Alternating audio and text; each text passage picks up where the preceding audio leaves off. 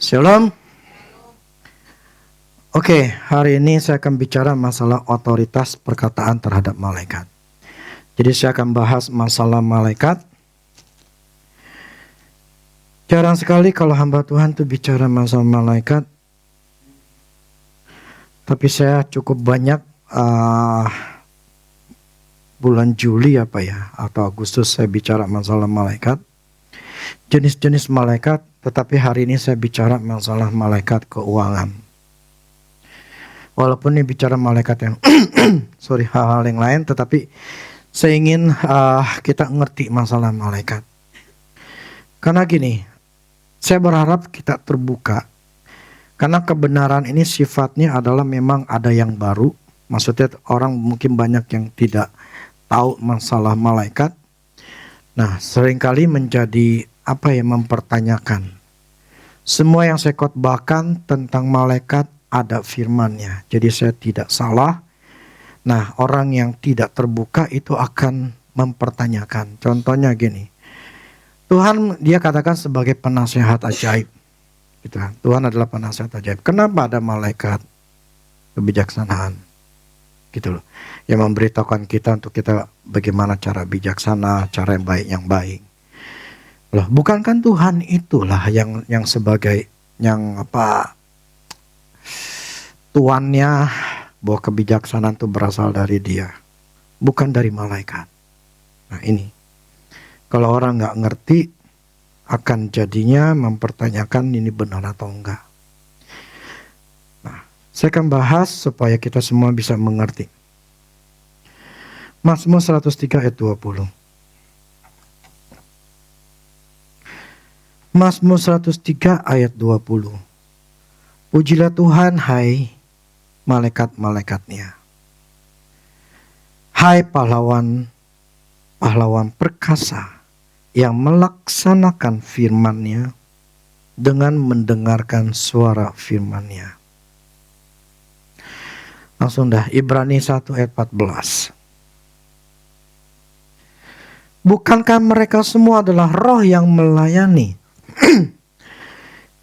Roh-roh yang melayani, yang diutus untuk melayani mereka yang harus memperoleh keselamatan. Oke.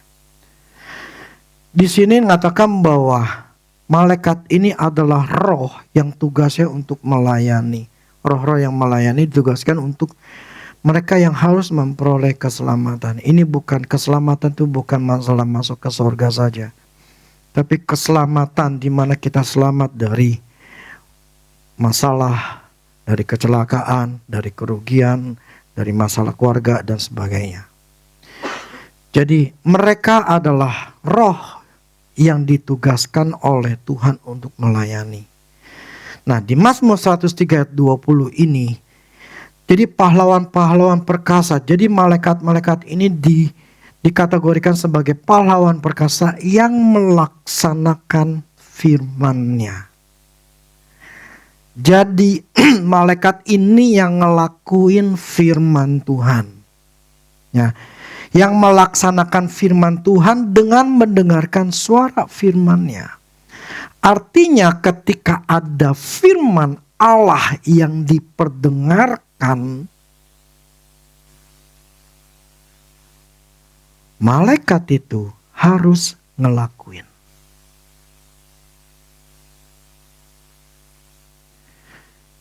Jadi malaikat ini melaksanakan firman Allah ketika ada suara perkataan firman Tuhan yang diucapkan oleh manusia yang beriman, dia harus ngelakuin. Itu Mazmur 103 ayat 20. Itu bicara adalah, pujilah Tuhan, coba kita ulangin. Pujilah Tuhan, hai malaikat-malaikatnya, hai pahlawan-pahlawan perkasa yang melaksanakan firman-Nya dengan mendengarkan suara firman-Nya. Jadi yang namanya malaikat itu bergerak karena ada orang yang beriman yang memperkatakan firman Tuhan. Dia tidak bergerak oleh tangisan manusia. Makanya kemarin yang di grup ada seorang hamba Tuhan. Lihat, ketika ada orang yang berdoa, dia menangis sama Tuhan.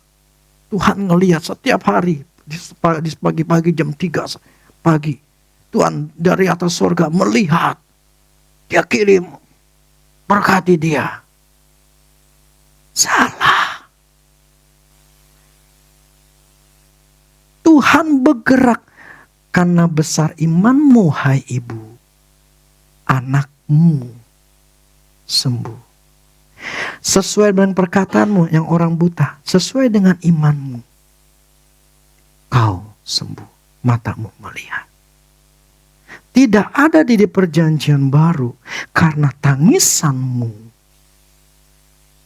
Engkau sembuh. Engkau dijawab. Tidak ada.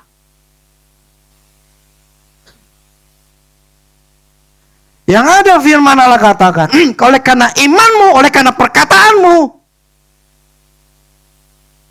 maka engkau sembuh, maka engkau dijawab. Gak ada perkataan oleh karena tangisan, gak ada, dan malaikat gak bergerak. Di sini firman kata, dia melaksanakan firmannya ketika dia dengar suara firman. Jadi ketika ada orang yang memperkatakan firman Tuhan, ketika ada orang yang ngomongin firman Tuhan, dia dengar, oh, apa, siap. Dia langsung gerak. Kenapa Allah pakai pakai malaikat untuk manusia? Dia maunya begitu? Itu haknya dia. Dia mengirim malaikat. Tujuannya antara dia sebagai Allah, kita manusia, medianya malaikat itu untuk menolong. Ada ayatnya. Keluaran 23. Ayat 20 sampai 21. Sesungguhnya aku mengutus seorang malaikat berjalan di depanmu untuk melindungi engkau di jalan, dan untuk membawa engkau ke tempat yang telah kusediakan. Jagalah dirimu di hadapannya. Di hadapan siapa? Malaikat. Ini kejadian waktu di Keluaran. Jadi katakan, aku mengutus, ngirim malaikat di depanmu. Jaga dirimu di hadapannya. Dengarkan perkataannya. Janganlah engkau mendurhaka kepadanya. Sebab pelanggaranmu tidak akan diampuni. Sebab apa? Namaku, kata Allah, ada di dalam dia. Yang menuntun bangsa Israel adalah Allah dengan mengutus malaikatnya. Bukan Allah secara langsung, secara pribadi, tetapi malaikatnya. Ini loh, firman yang ngomong, bukannya saya loh. Allah mengutus malaikatnya untuk menjagai, melindungi, memimpin bangsa Israel. Dia tidak secara pribadi, rohnya itu ada di tengah-tengah bangsa Israel. Tetapi pada saat itu dia ngirim malaikatnya. Terus Tuhan ngomong, lu dengerin dia. Lu bersalah sama dia, dia katakan, lu gak diampuni, sebab pelanggarmu tidak akan diampuni. Sebab kenapa? Namaku ada di dalam dia. Jadi si malaikat ini adalah representatif wakilnya Allah di bangsa Israel. Lu gak dengerin dia, sama aja lu gak dengerin gua.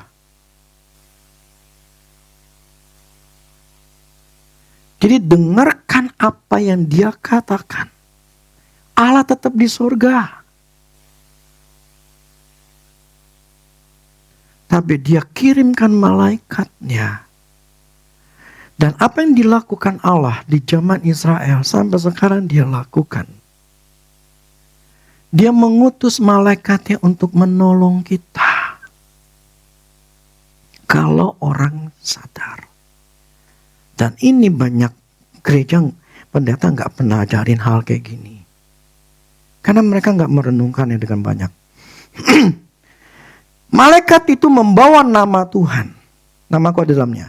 Artinya di dalam dirinya, diri malaikat itu, dia adalah wakil Allah secara langsung. Dan itu sebagai bukti tanda kehadiran Allah di tengah-tengah Israel. Di dalamnya, di dalam malaikat itu ya, Allah memberikan otoritas, kuasa untuk melakukan apapun tujuannya atau tugas dari malaikat itu. Jadi Allah itu kasih otoritas kepada malaikat itu, kuasa. Tujuannya apa? Untuk melindungi bangsa Israel. Tergantung malaikat itu jenisnya apa, tugasnya apa. Allah bertindak melalui malaikat itu kalau ada iman. Jadi ketika iman itu ada, maka malaikat akan menjawab dengan memberikan apa yang menjadi kebutuhan, bahkan keinginan hati kita. Saya akan jelasin. Malaikat adalah media antara kita dengan Allah. Ya, media antara kita dengan Allah. Dan malaikat inilah yang bekerja saat kita meminta atau menyuruh malaikat. Jadi Allah bekerja sampai sekarang tetap melalui malaikat. Ada namanya malaikat kebijaksanaan, malaikat uang. Ada malaikat yang namanya penjaga. Ada namanya malaikat Rafael, malaikat kesembuhan. Itu malaikat, itu adalah wakilnya Allah. Ketika kita butuh kesembuhan, hamba Tuhan itu harus punya yang namanya malaikat Rafael. Jadi ketika dia menyembuhkan, Allah bekerja melalui malaikatnya itu. Tahu dari mana? Saya ini bicara masalah dunia roh. Di mana memang terlihat orang-orang yang mempunyai karunia daripada di alam roh kelihatannya. Karunia namanya kesembuhan. Seperti Smith Wigglesworth. Itu malaikat Rafael itu banyak. Sama seperti kita adalah tentaranya Allah. Malaikat tentara kita banyak ratusan. Karena memang Allah bekerja melalui malaikatnya. Jadi ketika kita berperang, malaikat itulah yang berperang buat kita. Prinsipnya harus ada orang yang ngerti, harus ada orang yang punya iman, yang menggerakkan malaikat itu. Jadi hari ini saya mengulangi bahwa Allah itu bisa mengirimkan malaikat buat kita. Untuk menolong kita sesuai dengan kebutuhan kita masing-masing. Di dalam 5 aspek itu. Nah, malaikat ini yang tadi saya katakan, dia tugasnya ngelakuin firman Tuhan. Ketika ada seseorang memperdengarkan, ngomong, dia ngelakuin. Jadi dia nggak bergerak apa-apa kalau tidak ada firman, tidak ada iman.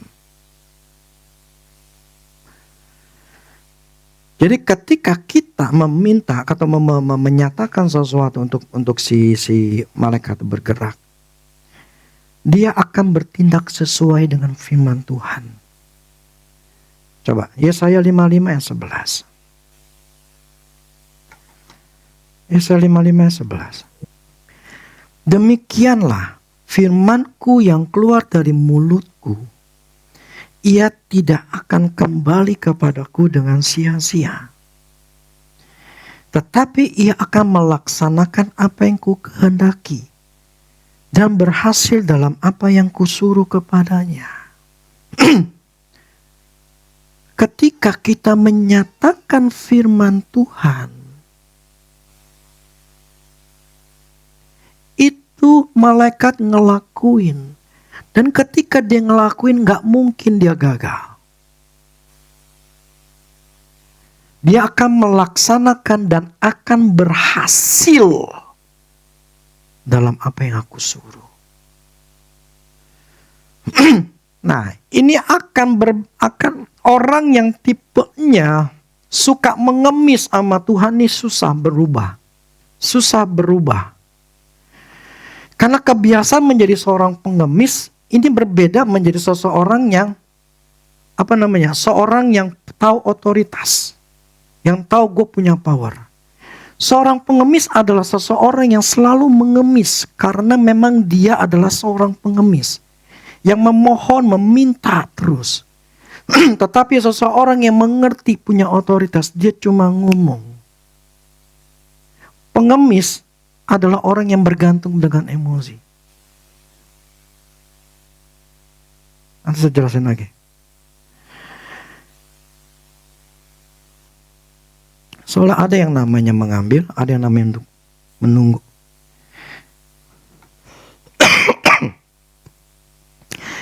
Malaikat diciptakan oleh Tuhan dengan tujuan untuk melakukan firman-Nya. Dan dia bertugas untuk menjadi pelaksana apa yang dia perintahkan.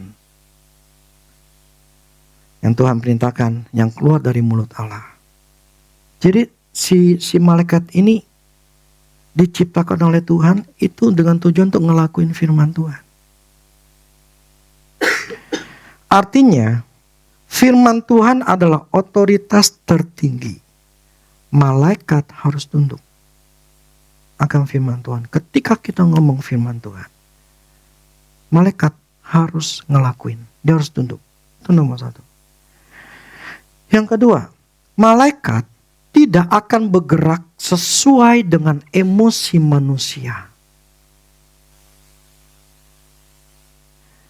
Emosi manusia kan bisa naik turun.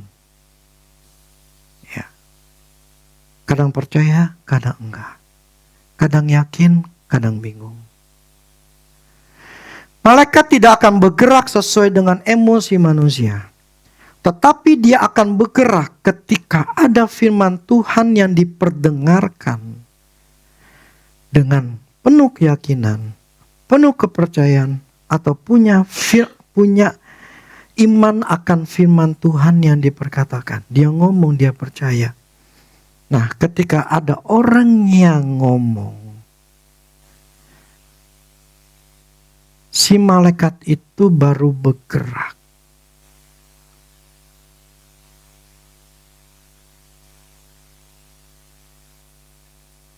Dia tidak bergerak sesuai dengan emosi manusia. Repot loh kalau bergerak sesuai dengan emosi. Pas lagi percaya dia gerak. Pas lagi gak percaya, gue mundur lagi. Pas percaya dia bergerak. Terus dia gak percaya lagi. Ini gimana?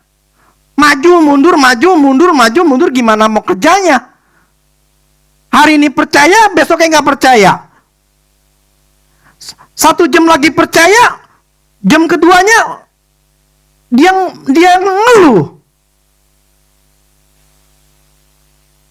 Dia ngomong negatif. Dia marah.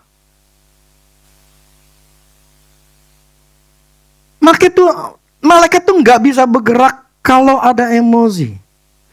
Orang beremosi, kenapa orang itu nangis? Di hadapan Tuhan dia menangis. Kenapa? Karena dia nggak yakin bahwa Tuhan itu, dia tuh lagi berusaha supaya Tuhan itu dengerin suara dia.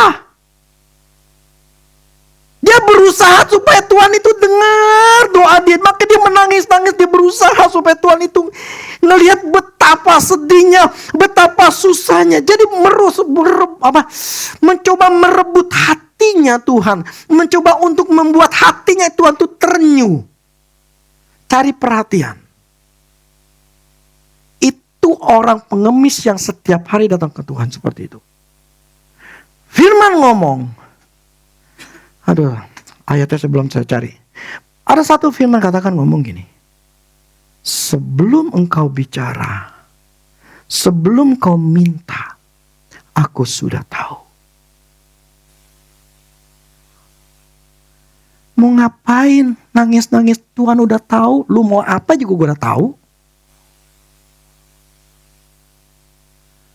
Orang yang mengemis adalah orang yang tidak percaya bahwa Allah itu baik.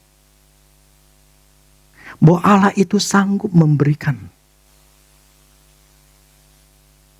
Matius 6 ayat 33 gitu loh. Itu cari kerjaan Allah. Maksudnya di ayat selanjutnya, Bapa di surga tahu apa yang kau butuhkan. Jadi Allah gak butuh tangisan. Allah butuh apa? Iman.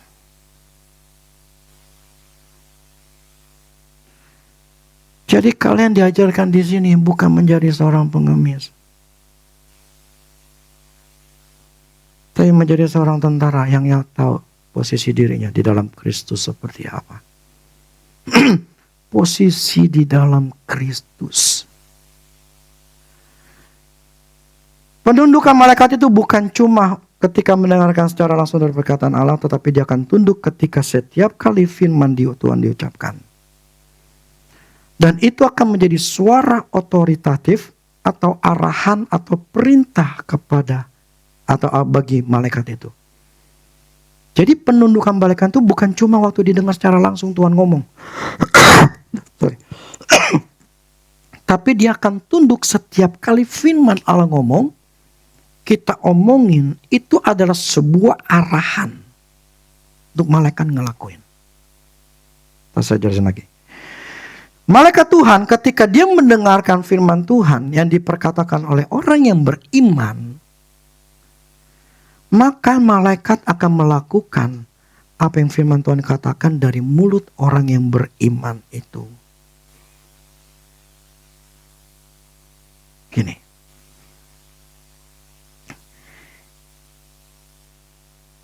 Seringkali manusia atau kita itu berdoa. Kita itu namanya menunggu. Ada yang menunggu, ada yang memerintah. Yang saya ajarkan ini adalah bagaimana memerintah malaikat. Malaikat ini adalah pesuruhnya kita. Pelayan, jongosnya kita.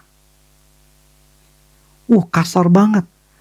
Memang firman ngomong pelayan. Ya, firmannya lo ngomong, bukannya saya. Bahwa dia adalah pelayannya kita. Pelayan kan dari katakan jongos. Yang melayani kita. Firmannya ngomong, bukannya saya gitu loh. Artinya apa? Ini malaikat boleh disuruh-suruh. Loh, dia kan kudus. Terserah lu gak mau percaya gak apa-apa sih. Sehingga kita semua yang mau terbuka, percayalah. Karena firman yang saya khotbah ini semuanya firman Tuhan. Saya gak khotbahin pendapat saya. Malaikat ini adalah pelayan yang diberikan kepada kita, yang bisa kita suruh-suruh.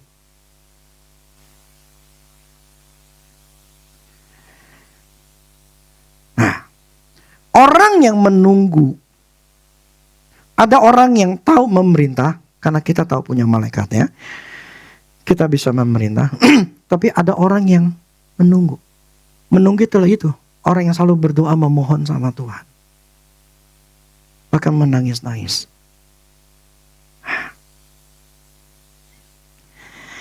Jadi begini.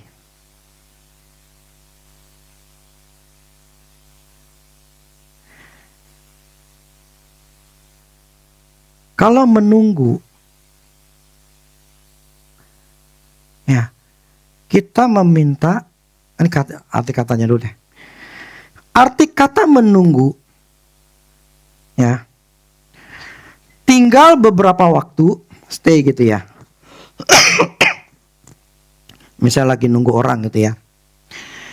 Tinggal beberapa waktu di suatu tempat dan mengharapkan sesuatu itu akan terjadi. Contoh kita lagi nunggu orang. Ya. Kita sedang nunggu beberapa lama, berharap orang itu datang. Ngerti ya? Itu arti kata menunggu. Kita ngarepin orang itu datang. Tapi kita nunggu. Ya kan? Nah, arti kata memerintah artinya kasih perintah, memberi perintah, menyuruh melakukan sesuatu. Makanya sebetulnya menunggu itu memang gak enak. Kalau kita nunggu, kita akan, ini orang datang gak ya? Ini orang tepat waktu gak ya? Anggap kita udah nunggunya setengah jam gitu ya. Nyata orangnya itu kita tunggu-tunggu kok belum datang. Terus ya kita harus nunggu dulu berapa lama. Ya kita, gini dah, enak gak sih nunggu? Menunggu terlalu kerjaan yang gak enak gitu. Karena di saat itu kita harus menetapkan diri kita untuk ya mudah-mudahan orang itu datang gitu loh. Kalau gak datang, waduh ini orang gak bisa dipercaya nih, bla bla segala macam dia. Nah, ketika orang menunggu, ya orang itu emosinya naik turun, bisa berubah. Karena kita kan sedang menunggu, jadi gak punya kepastian yang gitu loh. Oke, yang gak punya kepastian itu sebetulnya diri kita ya atau dianya gitu loh. Nah, berbeda orang yang memerintah itu adalah orang yang mempunyai iman. Saya langsung jawab gini deh. Orang yang beriman mempercayai apa yang firman Tuhan katakan. Ya. Kemudian dia memberi perintah. Nah, itu akan membuat malaikat itu bergegas langsung melakukan firman Tuhan itu. Untuk mengambil berkat yang ada di surga untuk kita terima. Sedangkan orang meminta itu dia berharap agar Tuhan mau memberikan berkat. Yang satu sisi perintah lu ambil, yang satu sisi dia berharap agar Tuhan mau memberikan berkat. Yang satu udah tahu gue punya, yang satu harapin Tuhan, berharap Tuhan itu mau ngasih gue duit, ngasih gue jalan. Terus saya bertanya gini, bukankah itu sama aja? Terus langsung dijawab, beda. Orang beriman akan memperoleh semua kebutuhan maupun keinginan. Sedangkan orang yang meminta dan menunggu tergantung emosinya. Saat itu kalau dia percaya, jawaban itu akan diberikan. Karena dia bukain pintu. Kalau lagi percaya. Tetapi kalau dia sedang ngeluh, kan lagi minta nih, lagi mengharap nih. Dia sedang ngeluh, khawatir, gak percaya. Pintu jawabannya ketutup. Karena ketidakpercayaan. Ketika orang menunggu, berarti dia masih berharap itu akan terjadi. Berharap itu akan terjadi. Tetapi yang memerintah, dia sudah tahu pasti terjadi. Dan akan mendapatkan apa yang dia inginkan. Ngerti gak bedanya? Satu yang menunggu, itu tergantung emosinya. Kalau lagi percaya, kebuka itu jawaban. Tapi ketika lagi tertekan, marah, terus lagi sedih, ngeluh, ketutuplah. Jadi ketika Tuhan yang pengen jawab, dia lihat, oh dia lagi nutup. Yang enggak bisa. Oh dia lagi buka, oke, masuk. Itu orang yang nunggu. Orang yang menunggu enggak tahu siapa dirinya di dalam Kristus. Dia itu berharap supaya Tuhan itu mau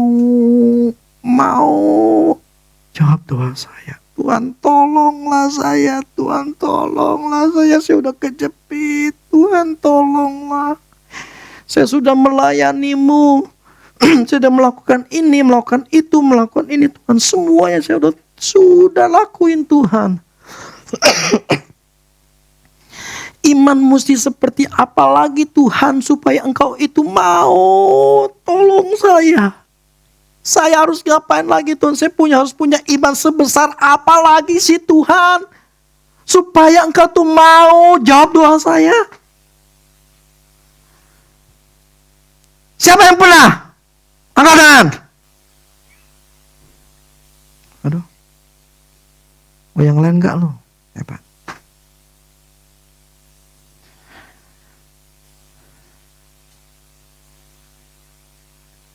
Saya pernah.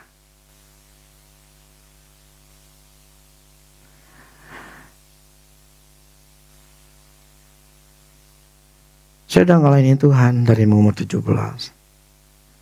Saya sungguh-sungguh mengasihi Tuhan. Saya berkorban untuk Tuhan. Saya sangat mengasihi Tuhan. Saya sangat mengasihi Tuhan. Saya benar-benar kalau untuk Tuhan saya berkorban. Saya tidak menjilat manusia, menjilat orang untuk berbaikan sama saya. Hati saya baik. Saya bukan orang jahat yang punya hatinya jahat. Saya bukan pemarah. Saya bukan orang yang licik.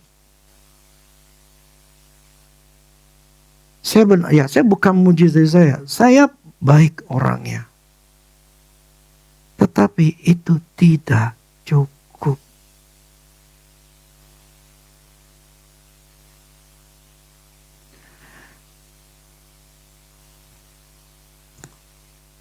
Tidak cukup kalau kita cuma punya hati yang baik. Tapi tidak ngerti firman Tuhan tentang uang. Hidupmu akan sama saja. Nggak ada perubahan. Saya menemukan ini semua karena hubungan saya sama Tuhan.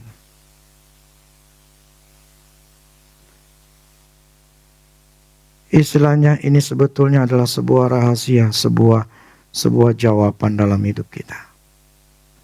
Saya dulu tipenya adalah menunggu. Berdoa, berharap. Meminta, mengemis sama Tuhan. Sampai akhirnya Tuhan kasih tahu saya. Hari demi hari pelajaran saya dikasih mengerti.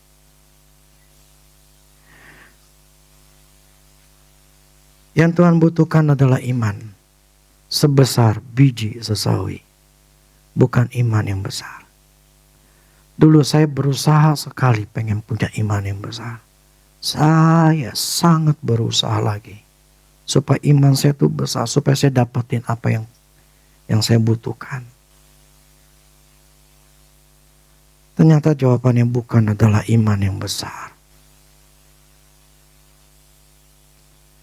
Tetapi mengerti firman Tuhan. Masalah siapa kita di dalam Kristus.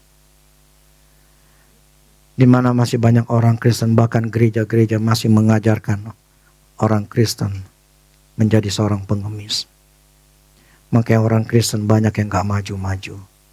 Hidupnya gak bertumbuh, gak berkembang. Kelas menengah ke bawah yang mayoritas. Karena mereka tidak diajarkan untuk ini. Ketika diajarkan masalah yang namanya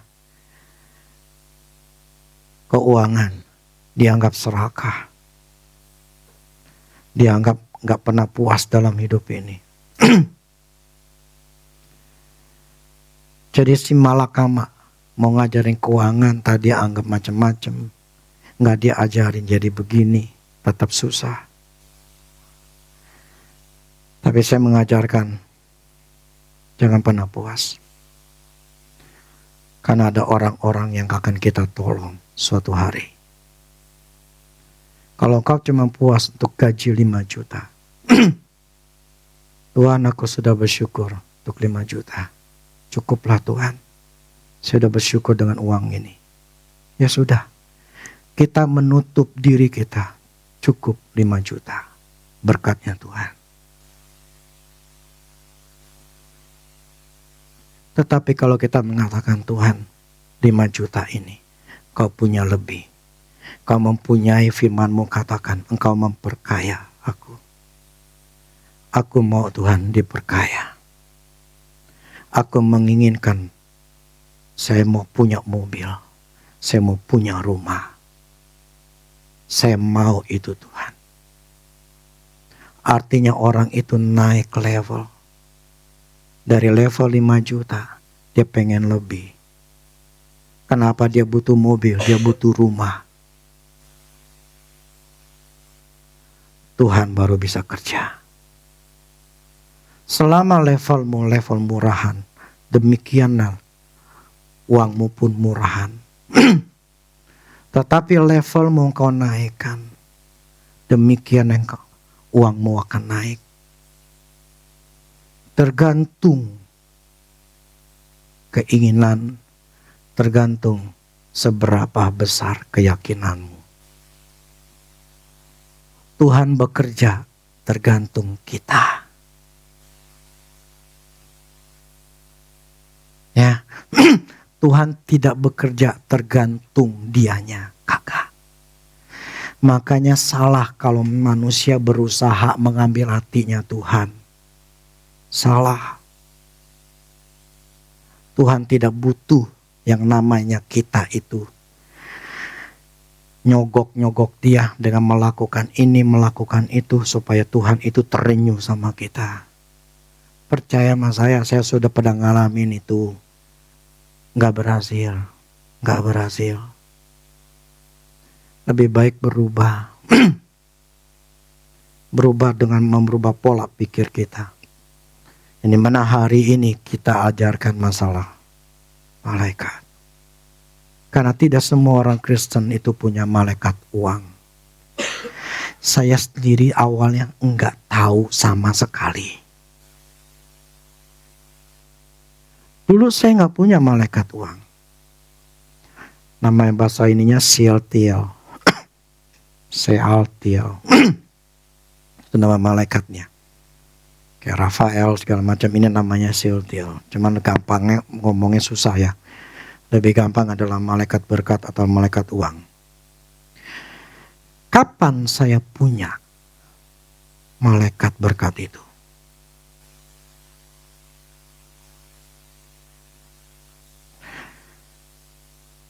Saya nggak minta loh sama Tuhan.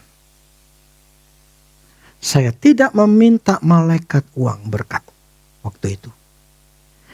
Ternyata Tuhan itu memberikan kepada saya malaikat berkat itu ketika saya ngomong, waktu bikin renovasi gereja ini, saya ngomong, Tuhan, ini gereja urusanmu, setiap kebutuhan itu urusanmu, engkau yang sediain. Ketika saya nyerahkan itu, Tuhan kirimin malaikatnya. Disitulah malaikatnya kerja. Saya tidak minta apapun sama Tuhan. Tuhan, saya butuh mau buat AC nih Tuhan. Saya minta doang 15 juta. Kagak.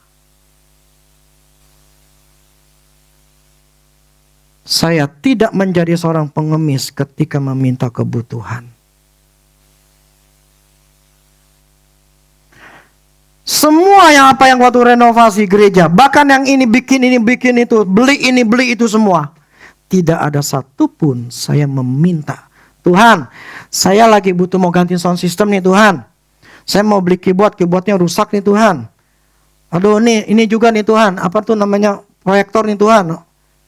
Atau saya ngomong pengumuman, yuk kita mau beli proyektor, yuk kita mau beli alat musik, yuk kita mau beli ini, yuk kita nabur yuk. Saya nggak lakuin itu.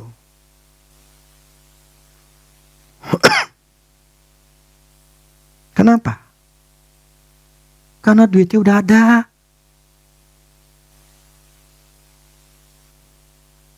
Duitnya udah ada, mau ngapain minta?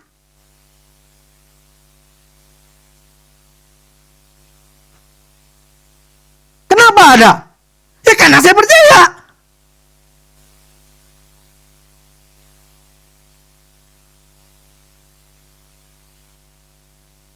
Sebetulnya level tinggi sih ya.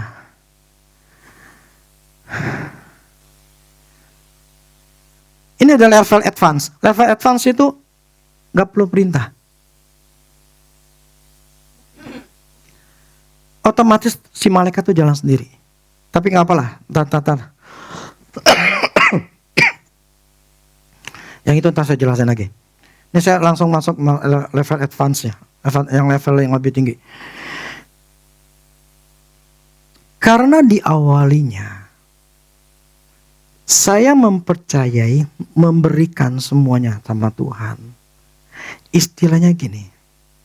Langsung ayatnya, Efesus ayat 3. Efesus 1 ayat 3.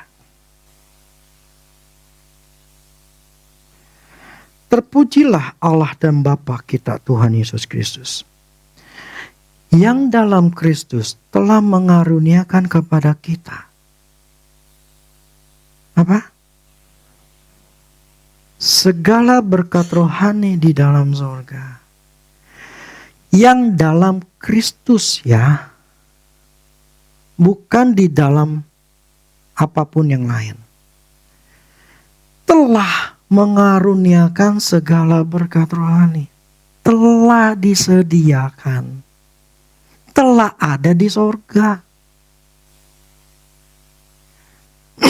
Jadi tuh, makanya yang di Matius 6 itu, Bapamu di surga tuh tahu apa yang kamu butuhkan.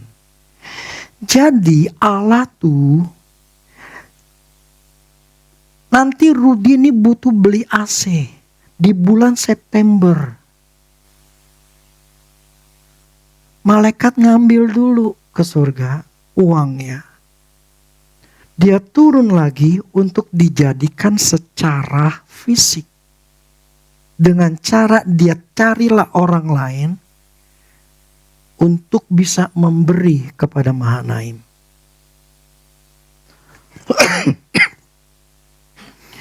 Jadi ketika di bulan September waktunya saya mau beli AC, saya tinggal beli. Saya tinggal beli. Jadi tidak ada istilah saya meminta sama Tuhan, ngemis sama Tuhan. Enggak ada. Jadi kalau kita mengerti Efesus ayat 1 ayat 3 ini, bahwa Allah itu sudah. Jadi apapun nanti yang kita butuhkan, enggak perlu dipikirin. Waktunya, duitnya ada. Duitnya udah tersedia. Ini beli Roland RD 2000 34 juta. Sekitar 32 atau 34. Itu beli itu 61 juta. Saya beli kenapa mahal? Saya pengen cari yang terakhir waktu itu saya beli. Apa namanya? Istilahnya tuh teh ini yang bagus lah, yang terakhir lah. Kenapa? Kalau enggak makin lama kan apa sih namanya? Ketinggalan zaman dan segala macam gitu loh. Saya nggak mau, saya mau beli yang mahal. Ada duitnya dan saya nggak minta sama kalian.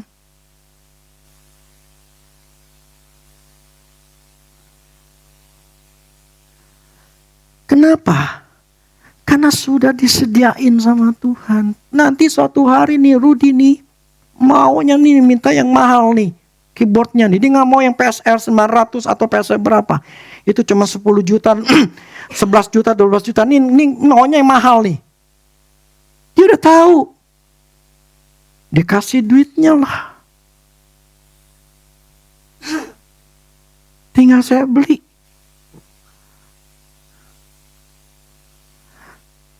Jadi saya tidak meminta.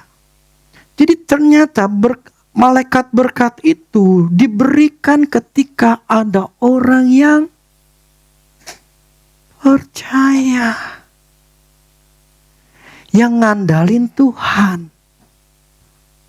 Berkat Tuhanlah yang menjadikan kaya. Jerih payah tidak nambahi. Tuhan yang ngirimin. Customer kah atau apalah yang kita butuhkan lah, itu semua Tuhan yang bisa mampu kirimin. Bukan kuat gagah kita, bukan mulut kita harus berbusa-busa, mulut kita berdorong-dorong, ayo beli. Nggak perlu. Saya ngomong firman lo ya, tapi kalau kalian menganggap harus melakukan gini, sok silakan, itu hakmu. Tetapi kalau saya melihat firman Tuhan, Tuhan yang kerja. Setelah dia kita kasih berkat, kita yang kerja. Dikasih orderan baru kita kerja. Kalau nggak dikasih orderan, ya udah di rumah aja. Loh, berarti malas kok? Nggak malas juga, pas di rumah paling tidak kamu harus melakukan sesuatu yang sesuatu yang baik gitu loh. Tetapi kita tuh mengandalkan Tuhan untuk Tuhan bisa memberikan kepada kita. Ya, saya contoh ya, sesi yang saya bilang si Oki. Tiba-tiba ada orang yang telepon, "Bos, saya butuh yang namanya truk. Saya butuh tanggal segini. Jadi ada orang yang tanpa dia bermarketingin, orang itu telepon. Itulah yang namanya berkat Tuhan lah yang menjadikan engkau kaya. Tuhan yang ngirimin, kita yang kerja. Bangkitlah kalian semua. Bangunlah di dasar iman yang teguh. Paulus ngomong. Supaya kita mengerti Efesus 1 ayat 3 bahwa Allah itu sudah menyediakan apapun yang kita butuhkan. Kita khawatir, pakai firman katakan, kekhawatiranmu tidak menambah sehasta. Enggak bisa ngapa-ngapain. Emang setelah khawatir kamu berubah? Itu maksud Tuhan gitu loh. Enggak. Ya percuma khawatir. Nggak ada untungannya. Bahkan menghalangi berkat. Itu namanya kekhawatiran, itu jadi tembok di depan kita tuh tembok. Kita mau jalan gak bisa mentok. Apapun yang kita kerjakan gak ada. Gak ada. Selalu mentok. Karena kekhawatiran. Tapi kalau kita hidup di dalam iman, percaya bahwa Allah sudah menyediakan, kita tenang. Gue mau makan apa, gue makan. Gue mau beli apa, gue beli. Ntar gimana, gak usah pikirin.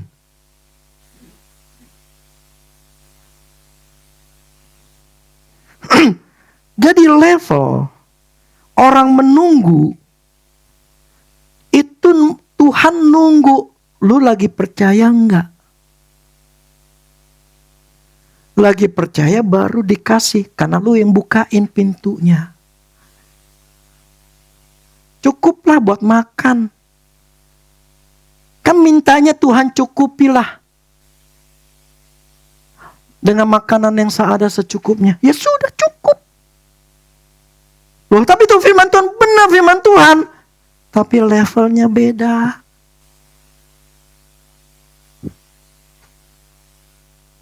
Artinya, levelmu cuma cukup. Ya sudah cukup.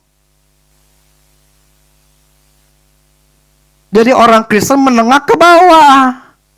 Kenapa? Cukupkanlah.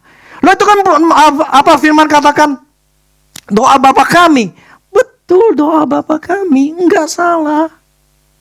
Tetapi firman Tuhan tuh bukan cuman itu doa. Kenapa Tuhan mengatakan itu? Supaya orang tuh bersyukur. Cukupkanlah dirimu dengan apa yang ada padamu. Cukupkan. Tapi setelah cukup, jangan sampai di level situ. Level lah minta yang lebih. Oh itu namanya serakah, ya sudah. Kalau nganggap serakah nggak mau, ya sudah silakan sok. Gak usah minta lebih sama Tuhan. Gak usah, gak apa-apa. Tapi kalian minta yang lebih.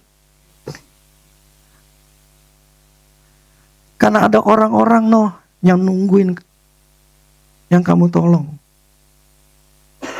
Orang itu cukup sebagai yang ditolong.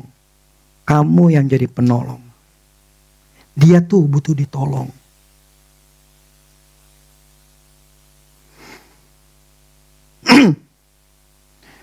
Saya balik lagi. Itu malaikat berkat. Itu malaikat yang bisa kita suruh untuk memberikan atau mencari. Saya contoh gini deh. Saya berapa dari awal tahun, mungkin dari akhir tahun lalu ya. Jadi udah hampir setahun nih. Itu kaki saya tuh ngilunya setengah mati. Kalau lagi kadang-kadang ngilu. Waktu kemarin saya ke Jepang pernah tuh pas mereka lagi jalan. Kan di apartemennya Marvel. Saya sampai sakit sekali. Saya bilang udah lu berdua aja deh. Betul mau ngomong ke supermarket. Karena saya sakit sekali. Wah ketarik banget. Akhirnya pas saya lihat itu di situ ada namanya onsen. Jadi panas, air panas gitu lah. Setelah saya minum saya ngerendam onsen, wah langsung tuh kaki saya enak banget. Nah terus berlanjut pulang, kadang-kadang nyer gitu loh. Nah kurang lebih 3 minggu yang lalu, saya mau ngurut nih dekat rumah saya gitu. Saya ngomong begini, sehari sebelumnya, Uril, saya panggil si Uril, Uril sini. Ini besok nih, gue pengen ngurut nih. Jadi ketika waktu datang sono, kasih tahu si tukang urutnya, matanya, tangannya, lu tuntun pimpin dia supaya dia tahu uratnya di mana ya. Jadi supaya kena uratnya, supaya yang tegang-tegang itu supaya bisa kendor lagi. Karena waktu itu nggak cuma tangan kaki kiri, tapi udah dua-duanya. Udah nyeri sekali. Jadi saya ngomong, pokoknya tuntun dia, pimpin dia. Udah tuh, saya ngomong sehari sebelumnya. Akhirnya di Selasanya, saya ini. Waktu selesai itu saya nggak ngomong apa-apa. Saya udah lupa segala macam. Nah setelah selesai urut ya udah, setelah beberapa hari saya baru sadar, iya ya, kaki gue nggak nyer-nyeran lagi ya. Saya habis mandi atau kapan itu kadang-kadang tiba-tiba langsung ketarik, waduh nyer. Saya diem dulu, saya ngegantung kaki gitu. Nah setelah berapa hari itu, kok saya nggak ngerasain gitu loh. Saya nggak ngerasain sakit, nggak ngerasain nyeri gitu kan. Nah, ternyata malaikat Uril itu ngelakuin nama saya omongin. Yang saya maksud begini. Malaikat itu, apapun, contoh malaikat kita, malaikat berkat kita. Itu bisa kita perintahkan sesuai dengan apa yang kita mau. Misalnya gini, malaikat, cari gue pengen dapat orderan ya. Misal kita lagi nunggu toko gini, Kat, lu jalan-jalan, lu tarik orang-orang untuk datang ke tempat toko gue nih supaya dia beli. Tahu gak yang namanya pelaris penglaris? Ya kan, orang makan tempat itu ada penglarisnya. Itu ada rohnya yang narik. Untuk orang datang. Itu setan. Kenapa orang Kristen gak bisa? Penglaris kita malaikat. Amin. Kat, lu tarik-tarikin orang nih untuk beli barang gua. Atau macam-macam lah, sesuai dengan apa yang kamu punya lah. Prinsipnya malaikat ini, malaikat berkat gini. Jadi gini loh. Malaikat itu tadi awali, dia itu bergerak ketika ada iman. Kenapa kita bisa perintahkan? Karena itu membentuk kita kebutuhan kita. Untuk kebutuhan kita, kita bilang, cari duit buat saya. Kenapa? Karena memang kita butuh uang. Biar dia nyari gimana cari orderannya, nyari customer lah, nyari orang lain tuh segala macam. Atau kalian bisa ngomong, malaikat, bukain jalan untuk gue bisa masuk ke blueprintnya Allah. Kerjaan yang Tuhan sudah siapkan buat saya, bukain jalan supaya saya bisa ketemu. Kreatif dikit gitu loh ngomongnya. Prinsipnya itu malaikat akan nurut apapun yang kita suruh, asal itu memang sesuai dengan firman Tuhan. Asal jangan kita suruh dia bunuh, gitu loh. Atau malaikat, itu tarik tuh, itu perempuan cantik tuh, biar jadi pacar gua. Padahal udah punya. Nah itu salah. Tetapi yang sifatnya itu memang kebutuhan kita bisa suruh. Nah, itu yang level 2. Maksudnya gini, level saya kata memerintah. Tapi kalau iman kamu semakin hari semakin naik, kalian gak perlu yang namanya merintah lagi. Si malaikatnya sudah tahu, bosnya ini butuh, gue cariin. Sama waktu saya bangun gereja ini, saya gak minta, saya gak merintahin namanya malaikat. Tapi ketika saya butuh duit, ada. Nah itu maksud saya. Jadi hari ini supaya kita belajar. Andalkan Tuhan. Tuhan mengirimkan malaikat untuk membantu menolong kita. Amin. Efesus 1 ayat 3 itu Allah telah mengaruniakan. Dan jangan pernah puas. Waduh, kayak serakah kagak. Karena dengan uangmu, kecuali yang pelit ya, orang yang gak setia, itu akan jadi apa namanya? Kalau kau tidak setia dalam perkara kecil, kau tidak akan diberikan perkara yang besar. Di perkara kecil aja kamu gak membayar persepuluhan, kamu tidak berani memberi. Gimana kamu dikasih duit yang lebih? Kamu gak setia, ya gak bisa. Tapi ketika orang itu selalu menyediakan dirinya, Tuhan, apapun ini uangmu. Kalau engkau suruh aku memberi, aku beri. Aku akan tolong orang lain. Nah orang itulah yang Tuhan lihat, aku akan berkati dia lebih lagi. Karena firman ini Amsal katakan, orang yang memberi banyak, diberi kelimpahan. Generosity itu made him rich, akan dibuat kaya. Firman yang ngomong bukannya saya. Justru orang yang pelit, orang yang khawatir, justru gajinya segitu-gitu aja. Hidupnya segitu-gitu aja. Kenapa? Memang dia gak percaya. Tetapi ketika dia membuka diri, dia memberi. Apa yang dia tabur itu buah. Yang satu hari akan dituai. Tapi orang yang tidak memberi, apa yang mau dituai? Mikir. Makanya hidupnya tak. Karir di kantor segitu aja. Enggak berubah. Bersyukur udah dapat gaji. Untuk lebih?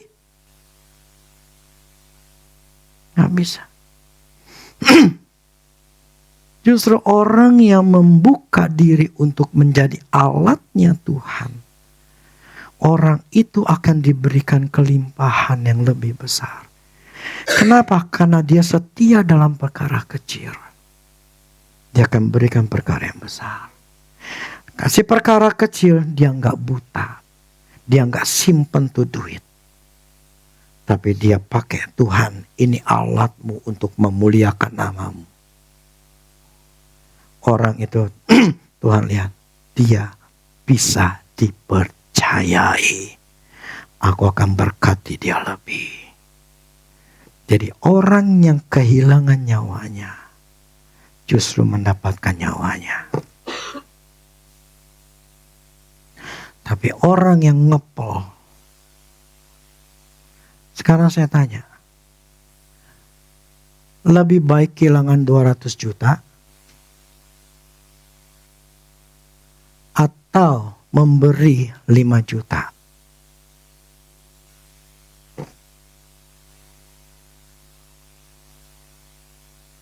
Tapi ada orang yang gak mau memberi, anggap sepersepuluhan 5 juta.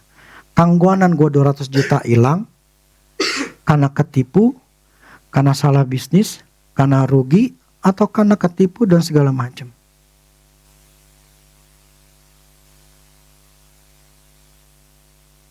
Paling dibanter ya, yang namanya bisnis, ada untung rugi, ada resiko, udah dirohaniin. Tetapi sebetulnya akibat daripada apa? Belalang pelahap mengambil. Itu keputusan masing-masing. Karena yang namanya malaikat berkat ini akan semakin banyak kita punya.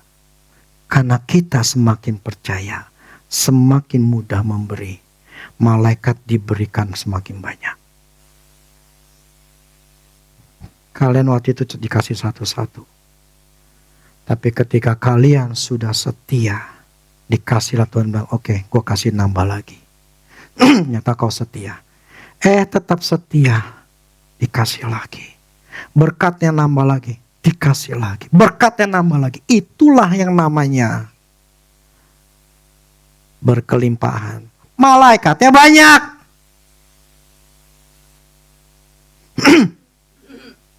Yang dulu waktu pernah yang diperlihatkan dalam dunia roh, itu malaikatnya Jesse, malaikat duitnya. Lalu lalang, ambil duit di sana ke sini, seluruh dunia loh. Karena imannya sama Tuhan ya, dan dia adalah orang yang suka memberi, maka yang diberikan kelimpahan.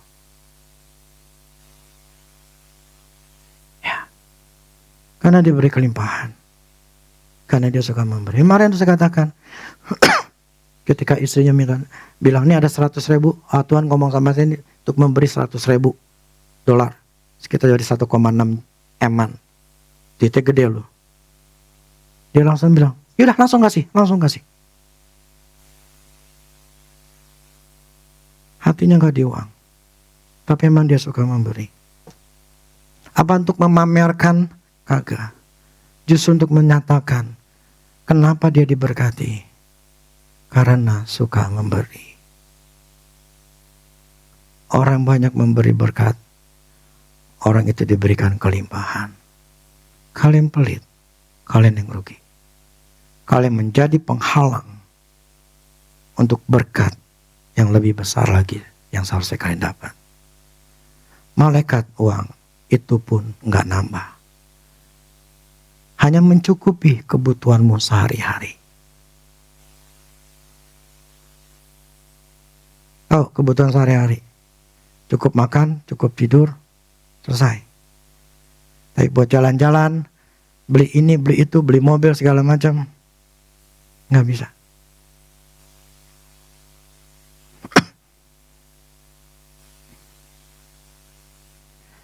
Jadi saran saya, mulailah mengambil. Jangan menunggu. Amin. Mulai memerintah. Dan jangan ketika memerintah, kapan datangnya nih duit gua? Kapan customer datang nih? Kapan nih? Kapan nih? Jangan. Yang namanya kalau sudah diperintahkan, jangan kita mikirin waktu. Itu urusan Tuhan. Kapan nih gak usah pikirin. Fokus sama firman Tuhan. Pikirkan perkara-perkara yang di atas, bukan yang di bumi. Karena hidup kita tersembunyi dalam Kristus. Pikirkan Tuhan. Uang nanti datang dengan sendirinya. Saya tidak mengajarkan tuh hati kalian di uang. Hati kalian tetap harus di Tuhan. Makanya kenapa mengajarkan untuk memberi? Kalau orang yang memberi hatinya nggak di uang.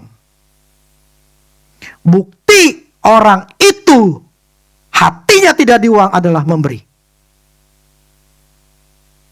Buktinya itu. Kau bisa menyembah, kau bisa melayani Tuhan. Tetapi hatimu tidak mau memberi persepuluhan. Hatimu tidak mau mempunyai hati untuk memberi. Itu pembuktian bahwa hatimu adalah uang, bukan Tuhan nomor satu. Kau adalah penyembah uang, bukan penyembah Tuhan. Penyembah Tuhan tidak ada uang. Uang itu akan diberikan kalau Tuhan suruh. Kalau Tuhan suruh. Tetapi yang namanya haknya Tuhan, itu yang harus tetap kita lakukan. Bukti penyembah Allah adalah memberi. Dan itu yang sulit. Karena itulah nyawa manusia. Mulailah kalian memerintah. Jangan menjadi seorang penunggu yang suka nungguin. Karena nunggu, emosimu naik turun. Tapi memerintah sudah tahu, sudah yakin, gue punya otoritas. Malaikat berkat gue akan gue suruh dia cari duit buat gue. Gak tahu bagaimana cara gue gak pikirin, gue gak peduli. Pokoknya gue dapat apa yang gue butuhkan, gue dapat. Amin. Allah itu baik. Tapi dia punya aturan mainnya. Ya, Allah punya aturan main. Jadi kita tidak seenaknya jidat juga. Semua ada aturan main. Jadi bagi yang mau jadi pengemis, sok silakan jadilah pengemis setiap hari. Tetapi yang mau jadi seorang pemerintah yang punya otoritas, lakukanlah. Jadi orang tentara yang suka memerintah. Amin. Oke, demikianlah firman Tuhan. Biar menjadi berkat buat kita semua. Amin.